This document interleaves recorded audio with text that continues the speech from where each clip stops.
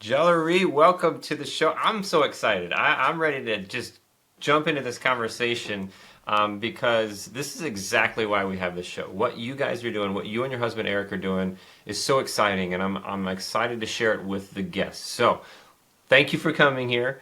Thank you for giving us your time, and tell us a little bit about Gelerie.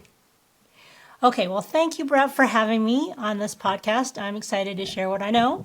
I'm an anesthesiologist. I've been practicing for over 22 years now, and I've been doing anesthesia, and I absolutely enjoy what I do.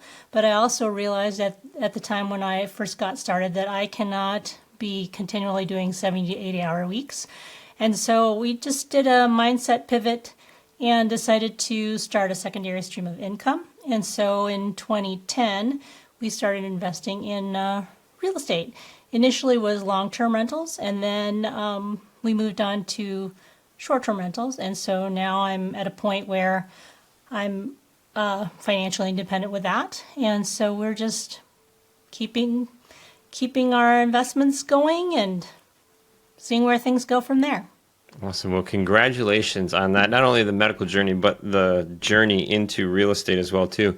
Now, you mentioned a mindset pivot in 2010 going into real estate. What do you mean by mindset pivot? Well, we were, I was just working as a physician, as an anesthesiologist in Colorado, and my husband was doing fee-for-service as a videographer and photographer, and we just had our second child, and we were kind of starting our mid-careers, or just beginning my career actually, and I thought, well, is this all that there is? Do I just keep working until I'm, 70 or 65 and then retire? And at that point, we thought, I don't think we could do this fee-for-service forever for full-time. I mean, he was carrying around pretty heavy gear, and we just thought there's might be something else out there that we need to look into, and we just happened to be inspired by a real estate agent that we came in contact with, who was doing long-term rentals, and also we played a game. It was called Cash Flow by Robert Kiyosaki. Oh yeah. About the rat race, and we played this game, and you get your paycheck and you buy all the doodads and you do these things and you have to take care of your kids, and then but there's more to that, and if you got out of the rat race, if you actually had a secondary stream of income, you could get out and have have financial freedom, and that is basically what made us think, well, let's do this thing. Let's try real estate investing. And so that's how we started. We bought, that was in 2010. So the market was pretty good for buyers, and we bought our first long-term rental, and it was a good thing. I mean, it wasn't generating a lot of income, but that started the whole thing. We started doing short-term rentals in 2016. So there's quite a bit of a gap there. Basically, we ended up with several long-term rentals, and they were doing just fine. They were cash flowing, but I did have a health scare in 2014. I had a breast cancer scare, and so I did have to go through surgery for that, but I didn't end up having to do chemotherapy, and I actually am doing quite well. Actually, awesome. On the 8th, it was 11 years cancer-free. Awesome. So, Congratulations. That's amazing. Thank you. And at that point, I mean, we were already thinking about, well, what else do we want in life? What's our future? And but after that, we started thinking, okay, are there other things we want to do on our, kind of like our bucket list? What have we always wanted to do but haven't taken the time to do it? What is truly important to us, and are we making those things happen? And at the time, we started thinking about a vacation home. And my husband had always wanted a place off the grid, somewhere in the Colorado mountains.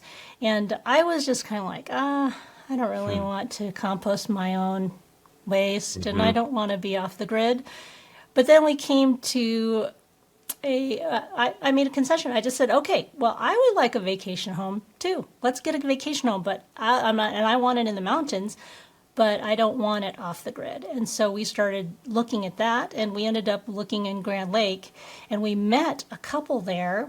We didn't stay at their place because it happened to be booked the weekend we were kind of looking to be there to try it out. But they told us that they were renting their property and as a vacation rental, and that they were making money.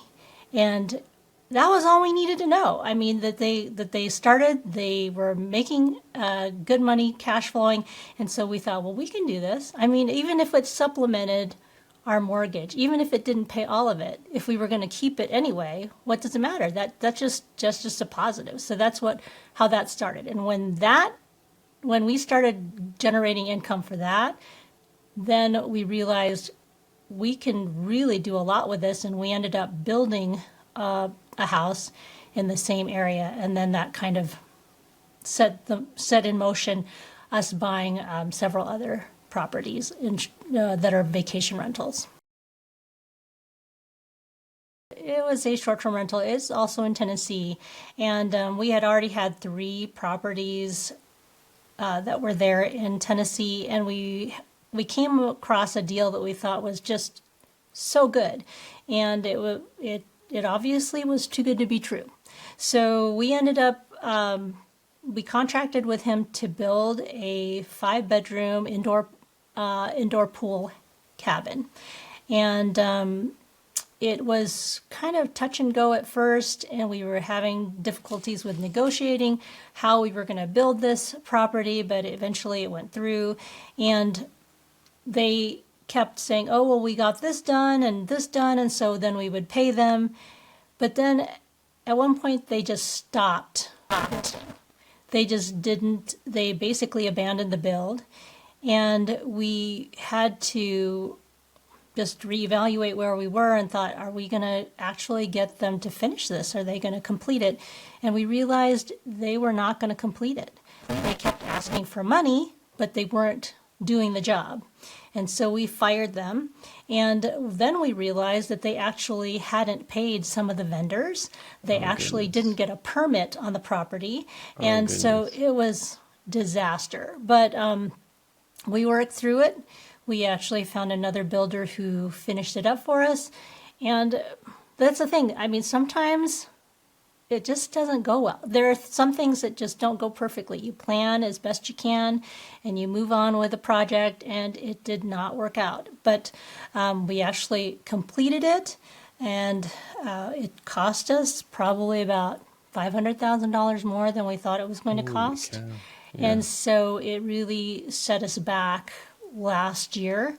That I think that if it had happened to someone who had not had the reserves that we had and had not had the portfolio that we had, that could have been an issue with bankruptcy. But we were able to just basically move things around with our portfolio and got some mortgages on our other properties, and were able to weather that.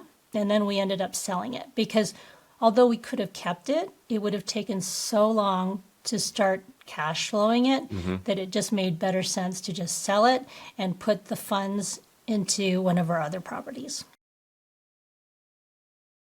I think the great thing about it is just that I have the freedom to be able to set my own hours. And, you know, there's always some limitations in that. No matter, you can't always just be, oh, I'm just not going to work at all. For me, and actually I enjoy doing medicine, so the reason why I did it was not to necessarily quit my job. So I just wanted to be able to keep going and not burn out, because I still enjoy it. I enjoy going to the operating room, and I enjoy helping someone deliver their baby, and I enjoy doing those things, but I just don't like doing it at 2 o'clock in the morning. So now I'm not on call. I have daily hours, usually between 7 and 4 o'clock. And then I just say which days I'm available, and then they let me know if those days are the days that they need me. And then on the other days, I actually can enjoy, going out and exercising, going on vacation, and just being able to do things that I want to do without having to be limited to always having to go to work. Yeah. And that's what I am thankful for. Like just yesterday, we actually went to Grand Lake and we actually did some work on the property because we were doing basically a deep clean. So I was cleaning carpets. Nothing that exciting, but I didn't have to pay someone $1,400 to do that either. So, and then this weekend, I'm going to be going out of town. We're going to be going to a conference, and I'm going to also be visiting my daughter. And so it's nice to have the flexibility. If you're a highly paid professional, you're making money. You're going to have enough by the time you're done. But you just have to figure out that balance now, because someday you're not going to have the opportunities that you have in terms of your health and in terms of your ability to do things with people that you love. And it's just important to take that time. I read recently a book by Bill Perkins, Die with Zero, and it really hit hard. Just that, there are certain times in your life where you can do things, and then there will be certain times when you're not just going to be able to do that anymore. And it's important to understand what your future goals are and how that plays into what you're doing now. And sometimes it's a little sobering. I mean, you just have a limited amount of time, and you just have to figure out where to spend that time. Yeah, and everybody has that opportunity.